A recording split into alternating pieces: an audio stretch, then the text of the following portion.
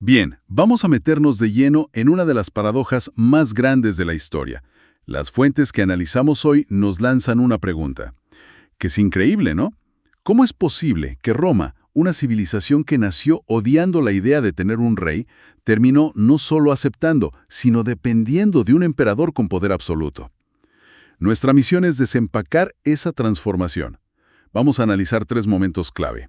El ingenioso sistema de Augusto para gobernar sin parecer un monarca, la crisis que casi destruye el imperio y las medidas extremas que se tomaron para salvarlo. Y finalmente, cómo su famoso sistema legal se fue, congelando en el tiempo. De acuerdo, empecemos a desarmar esto. A ver, todo comienza con el fin de la República. Décadas de guerras civiles, Roma está, digamos, exhausta. Y entonces, en el 27 a.C., aparece Augusto. Pero ojo, él no se nombra a sí mismo rey, se presenta como el princeps, el primer ciudadano, que era exactamente esta genialidad política. Es que es mucho más que eso. Es una obra maestra de ingeniería política. Lo que las fuentes describen es una monarquía disfrazada. Formalmente se llama diarquía, un gobierno de dos cabezas, el príncipe y el senado. En teoría, claro, compartían el poder. En la práctica fue una ilusión magistralmente construida. Ahí es donde se pone realmente interesante. ¿Cómo acumuló todo el poder real sin romper la fachada? Lo hizo absorbiendo las funciones de todas las magistraturas republicanas en su persona. Las fuentes mencionan varias claves, pero hay dos que son fundamentales. La primera, la potestad tribunicia. Que le daba poder de veto, ¿cierto? Un poder de veto absoluto y de por vida sobre cualquier decisión. Con eso ya podía paralizar lo que quisiera. O sea, frenaba a cualquier oposición. Exacto. Y la segunda, y quizá más importante, el imperio proconsular. ¿El mando del ejército? El mando absoluto sobre el ejército. Quien controla las legiones controla Roma. No hay más. Claro. Pero no se quedó ahí. Se convirtió en pontífice máximo, La máxima autoridad religiosa. con lo que podía interpretar el derecho divino a su favor. Y para rematar, Para rematar, la tacha censoria. Con eso controlaba quién podía entrar al Senado. o sea que, en esencia, elegía sus propios contrapesos. Justamente. Es decir, tenía el poder de un rey, la autoridad de un dios y el control de su propia oposición. Todo mientras decía que simplemente era el primero entre iguales. Es increíble. Demos un salto de casi 3 siglos. Después de la famosa Edad de Oro del Imperio, las fuentes nos muestran que todo se derrumba. Nos hablan de un periodo de 48 años conocido como la anarquía militar. El nombre ya suena terrible. Y lo fue. Fue un colapso sistémico en toda regla. El ejército se convierte en el verdadero poder. Ponían y quitaban emperadores a su antojo, muchas veces asesinándolos. ¡Qué locura!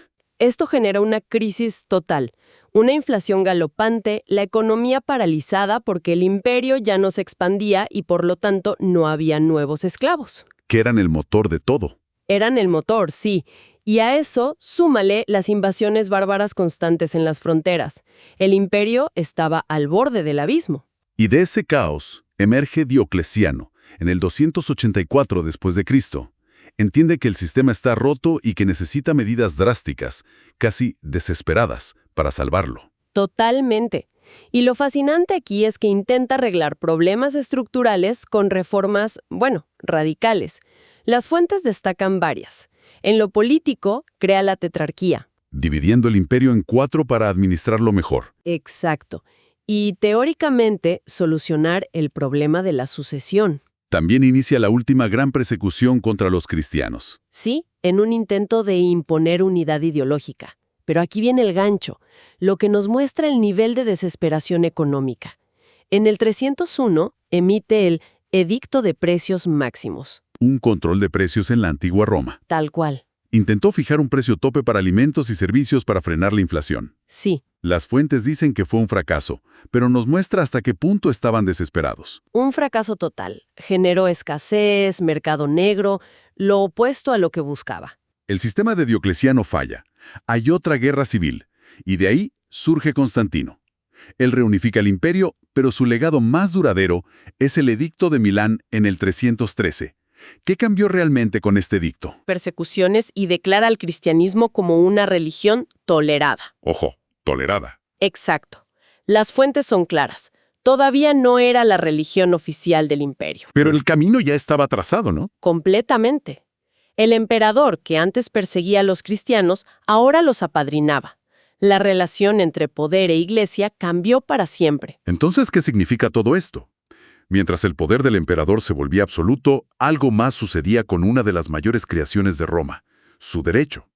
Las fuentes hablan de un congelamiento de la ley. Exacto. Si conectamos esto con el panorama general, tiene todo el sentido del mundo. La creatividad legal de la República, que venía de los magistrados, de los juristas, se detiene. El emperador se convierte en la única fuente de derecho. Y esto se materializa en dos actos clave, ¿verdad? ¿Sí? El primero, el edicto perpetuo en el 131, el emperador Adriano le ordena al jurista Salvio Juliano que recopile todos los edictos de los pretores. Los magistrados que creaban derecho. Justo. Y los fije para siempre. A partir de ese momento, el pretor ya no puede innovar. Se acabó. Cierra el grifo de la creatividad. Y el segundo es aún más increíble. La ley de citas del año 426. Esto es, fíjate, el sistema se vuelve tan rígido que se crea una ley que establece que los jueces solo pueden citar las opiniones de 5 juristas ya muertos. ¿Cómo? Sí, 5 juristas: Gallo, Papiniano, Paulo, Ulpiano y Modestino. Se le llama el Tribunal de los Muertos. Es como si la justicia se decidiera consultando fantasmas. Es una imagen perfecta. Y la ley decía que gana la opinión de la mayoría de los 5. ¿Y en caso de empate? La opinión de Papiniano era la decisiva. No puedo creerlo. El derecho romano, famoso por ser vivo y práctico, se convirtió en un sistema que miraba exclusivamente al pasado.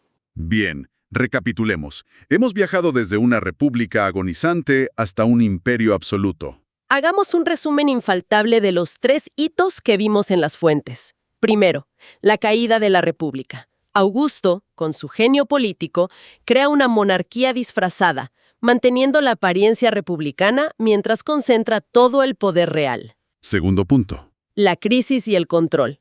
La anarquía del siglo III fuerza al imperio a adoptar un control absoluto bajo Diocleciano y Constantino, medidas extremas como la fijación de precios y la aceptación de una nueva religión. ¿Y el tercero? Y tercero, el congelamiento de la ley. El derecho, antes dinámico, se vuelve estático. El emperador es la única fuente de ley, y esto queda simbolizado por el edicto perpetuo y el Tribunal de los Muertos. Así que la Roma que expulsó a sus reyes terminó cediendo toda su libertad a cambio de orden y estabilidad. Y esto nos deja con una reflexión final. Las fuentes nos muestran un patrón histórico muy claro. Y esto plantea una pregunta que resuena hasta hoy. En momentos de crisis profunda, ¿hasta qué punto una sociedad está dispuesta a sacrificar sus principios fundacionales a cambio de seguridad?